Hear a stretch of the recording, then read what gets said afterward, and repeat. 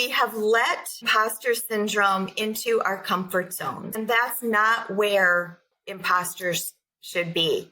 They live and they feed off of that comfort zone. And so we have to get them out of it. And there's all kinds of things I talk about in the book to help you do that.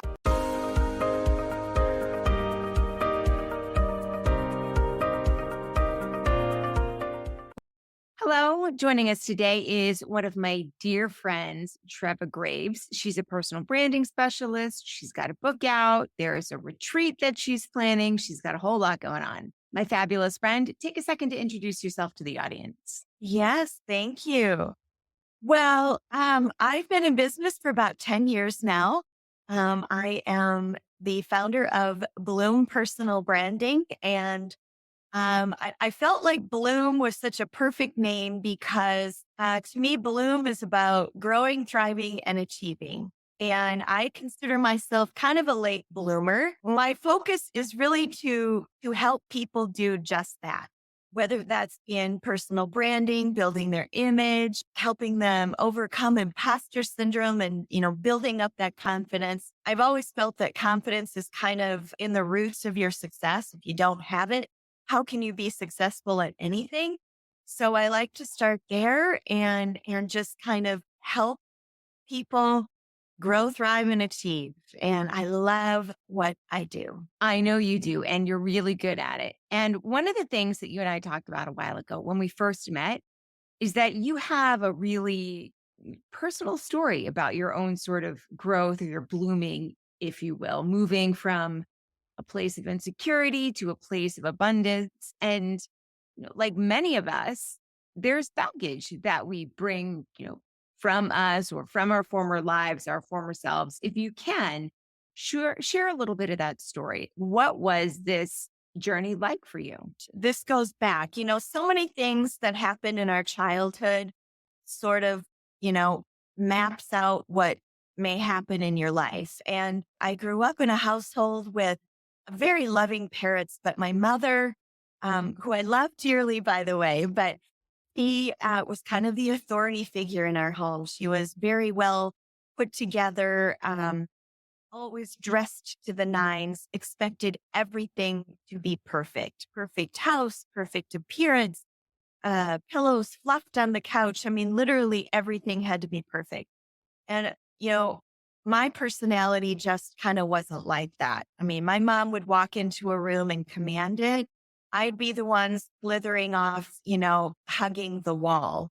And so so that kind of really fueled my insecurities and self-doubt about myself. And then I got into school and I just became the target of bullies, horrible, mean girl bullies. That eventually one day, it got so bad. I was just living in fear every single day. And I was physically assaulted, by these girls. And I just had this epiphany moment. This was back when I was a teenager. And I'm like, I can't live like this anymore. I have to do something to stop this. And so I just kind of made this decision. All right, let's have a come to Jesus moment with myself, because I felt like, I'm the one that's letting this happen. I have to do something about it. I was giving all of my, power away to these bullies, and I wasn't, I was fearful. I wasn't being myself. So I eventually got hooked up with a mentor. My parents started to help me through this. Eventually got into pageants, believe it or not. And I really, really started to develop my confidence in being with these pageants. And, being in pageants wasn't necessarily like, oh, I want to be on stage and be pretty. But it was like this competition within myself. I want to prove to myself that I can do this. And so I will tell you, there were definitely bumps along the way, and I still made mistakes and let other bullies kind of into my life. But eventually I figured it out and I wrote a book about it. The book is primarily geared for women, but men could learn something from it too. But I go through the steps in my book. The book goes through all of the crap that I went through, to get to the other side. Like that imposter syndrome. I find it rears its head pretty frequently. I had a similar sort of background, a similar viewpoint, if you will, with bullies. And it's surprising how long that experience can live with you. Even now, I do sort of feel like it raises its head every now and then. And it's just being aware really of new ways to deal with it. So, what is the book's title? We're going to put it in the show notes.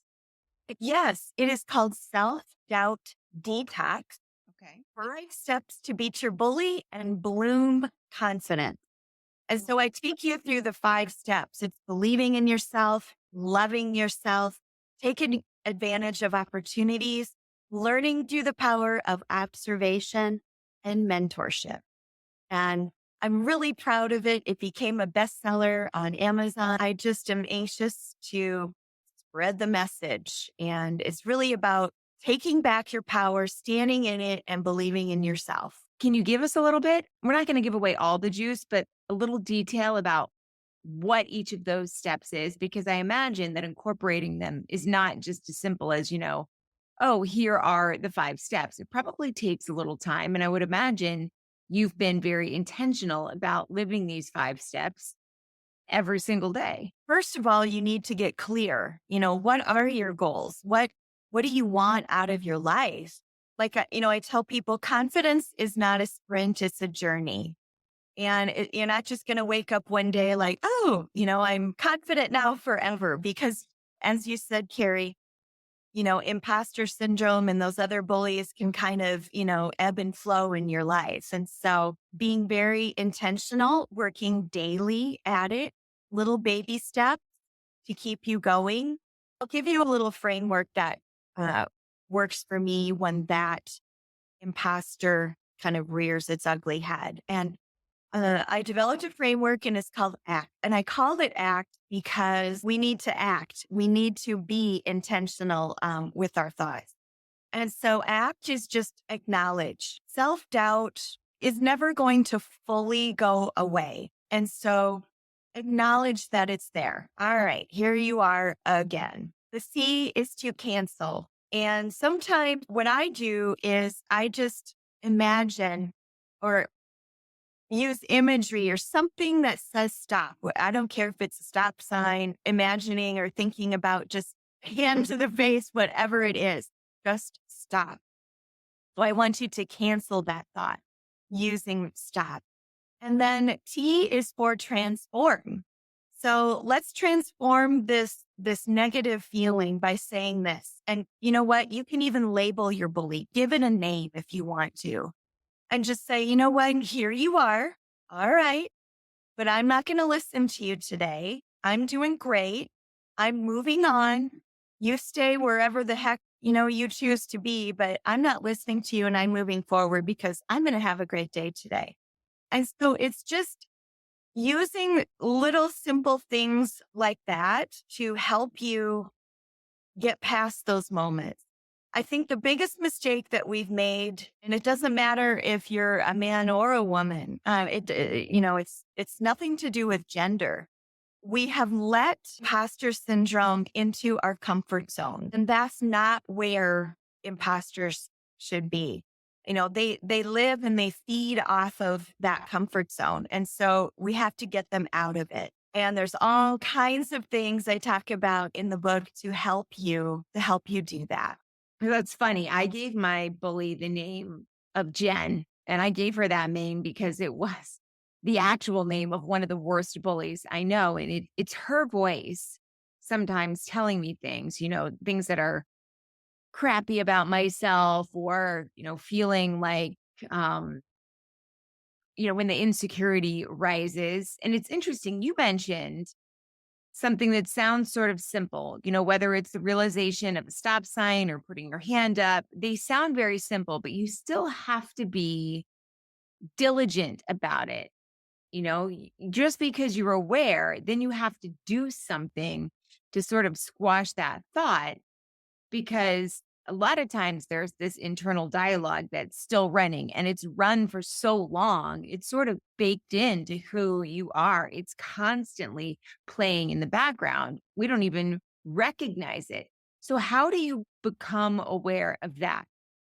Because I'll find every once in a while something happens and I'm thinking, why am I doing that? Or why am I ill equipped? Or why am I enabling, whatever the case may be? So my question is, how do you become aware of it?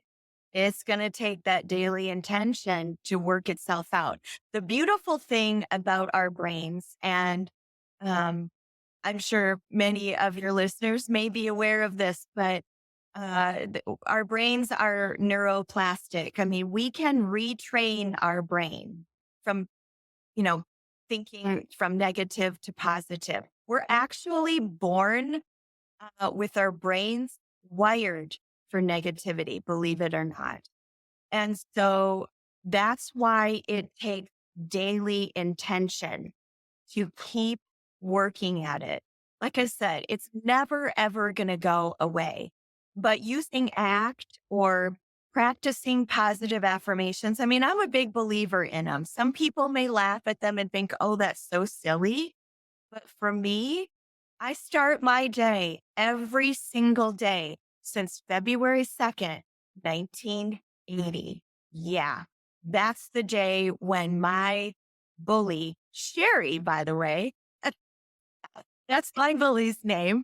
But that's the day when, you know, everything had to change for me.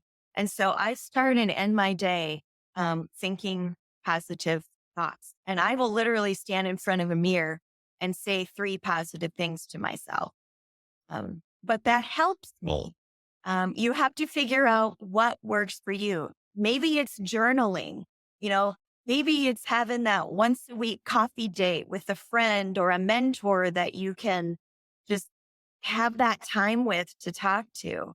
But like I said, it does. It takes a lot of work. And some of us are maybe a little bit more susceptible, to listening to our bullies than others. But you can do it. You can do it. And it's really about taking ownership of your feelings and believing in yourself. Because if you don't believe in yourself, who the heck will? Nobody wants to hang out with a wishy-washy, oh my gosh, I'm going to fail today. I mean, we want to hang around positive people. And so, buy my book and you can learn more all about it. It's interesting. You mentioned wired, and I've heard that described before as sort of like a negativity bias. And it's something, I guess, from our caveman days, almost like we're looking for negative because the negative signals danger. And so we know if we see a negative, it's something we have to pay attention to in order to survive or not get kicked out of the caveman clan or whatever the case may be. So those terms, if it makes sense, is how I think of it. But it's also interesting when you talk about trying to rewire or retrain the brain to move out of that space and move into one that's positive. So I have 2 questions about that. Number 1, affirmations. Do you use them? How do you come up with the right ones? Do you have a strategy?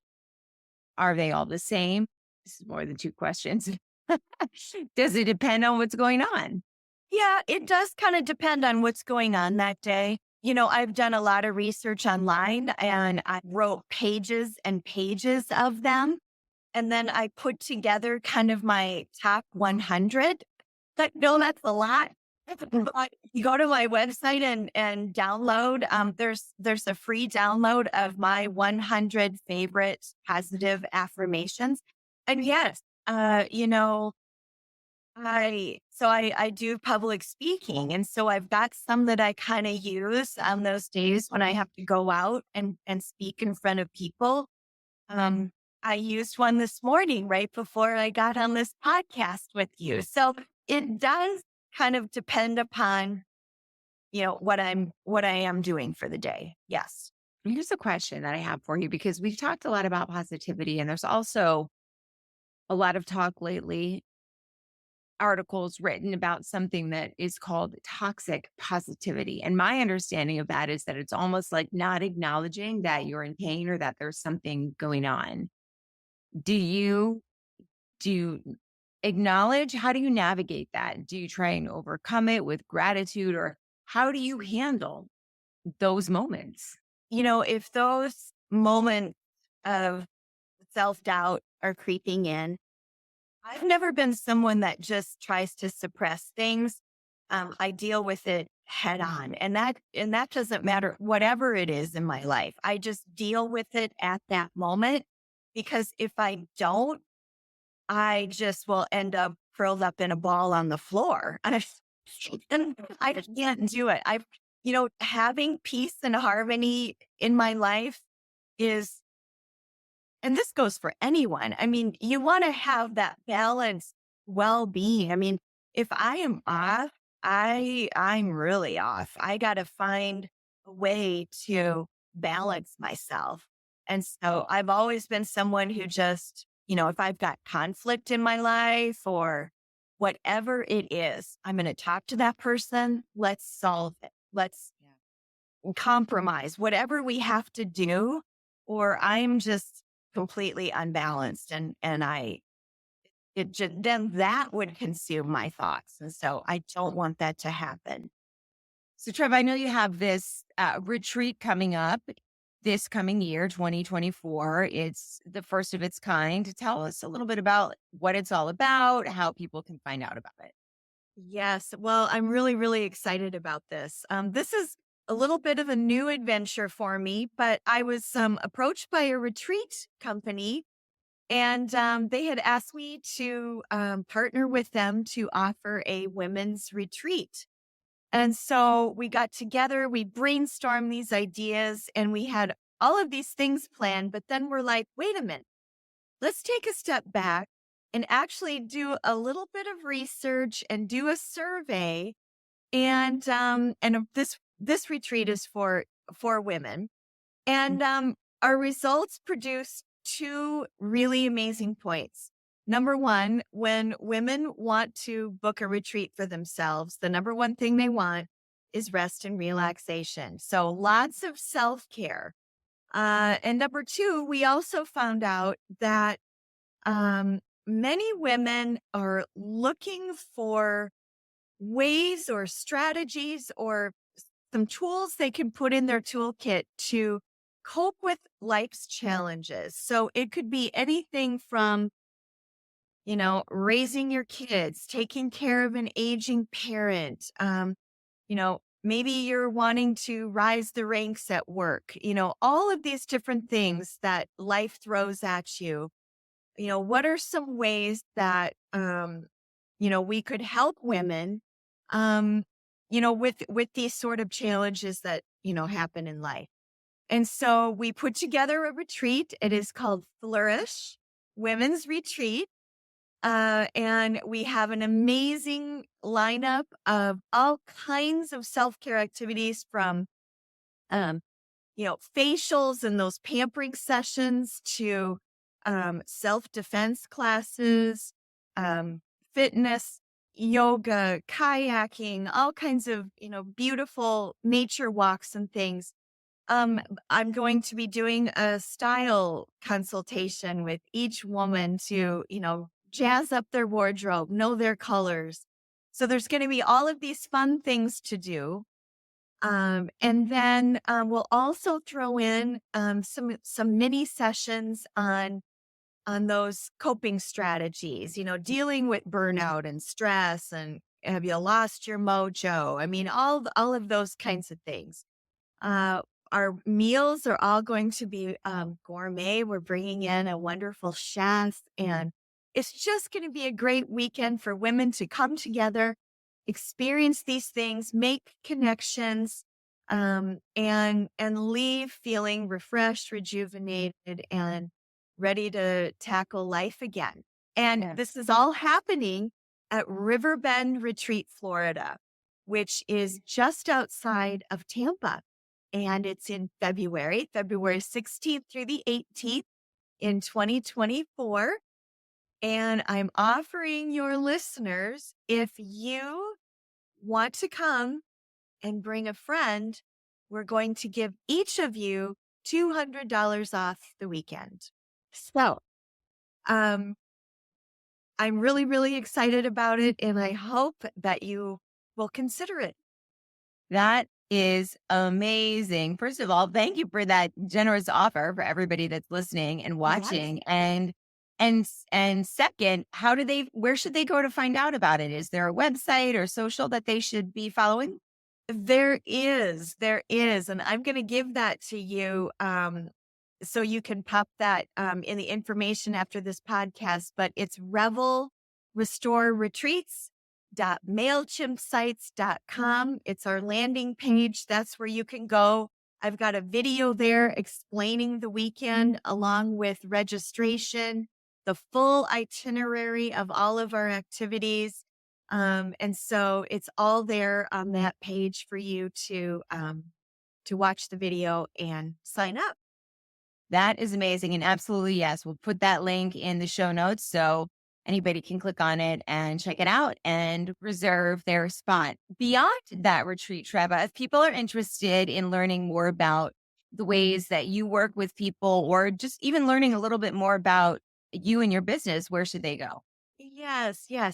My website is bloompersonalbranding.com. You will find everything about me there.